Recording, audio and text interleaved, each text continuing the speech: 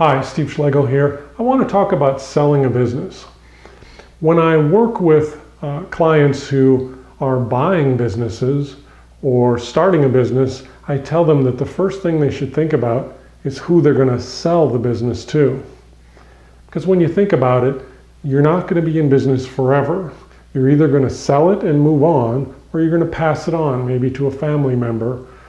Or you might even just close the doors. Hopefully not, because if you're working in this business and building it up, you want to get some value for it, sell it one day, or pass it on and let a family member get that benefit. So you think early on in the process, who am I going to sell this to? Because as I work with my business, I want to grow it in a way that I'm preparing it for that ultimate buyer down the road, which relates to the second idea, the second thought with selling a business, and that is, how am I running my business from day to day? When we think about how we're going to sell a business, we're concerned about getting reasonable value for all that time that we put into it. When we sell out, we want to get something from it. And for a lot of people, selling that business is their retirement. And so when we look at valuing a small business, there's usually two factors that are really important. One is, what sort of cash flow did this business generate? Because what's going to be the benefit for the buyer? What cash flow are they going to get out of this business if they buy it? And two, how much risk do they have to take on to get that cash flow? And so you, as a person running a business, want to minimize risk and maximize cash flow. Maximizing cash flow is easy to understand. Minimizing risk, not quite as much. Minimizing risk might be making sure that you've got a team of people there that when the buyer buys the business, that team will continue on with them. They're a strong team. They can run the business well.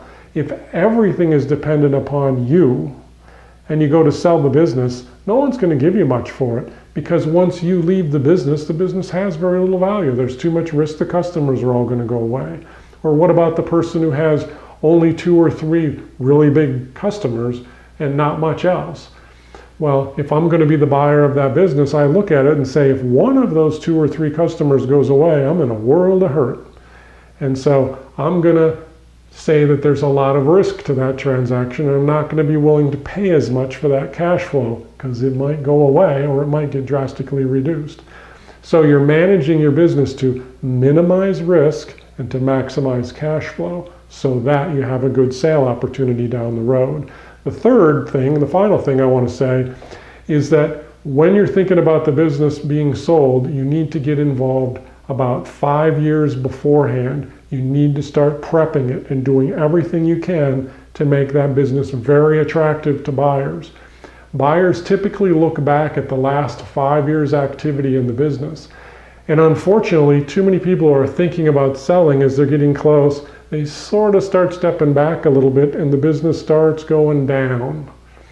And so if I'm a buyer and I come in and I look at that and I say, ooh, downtrend, I'm going to assign more risk again, and there's going to be less cash flow, and I'm just not going to be as willing to buy the business or not to buy it for the price that you want to sell it for. So it's hypercritical that during those last 5 years you own a business, that you're doing everything you can to make it as successful as possible, so that when the buyers look at it, they see this as a business with a future, with opportunity and potential, not one on the decline. So keep those things in mind if you want to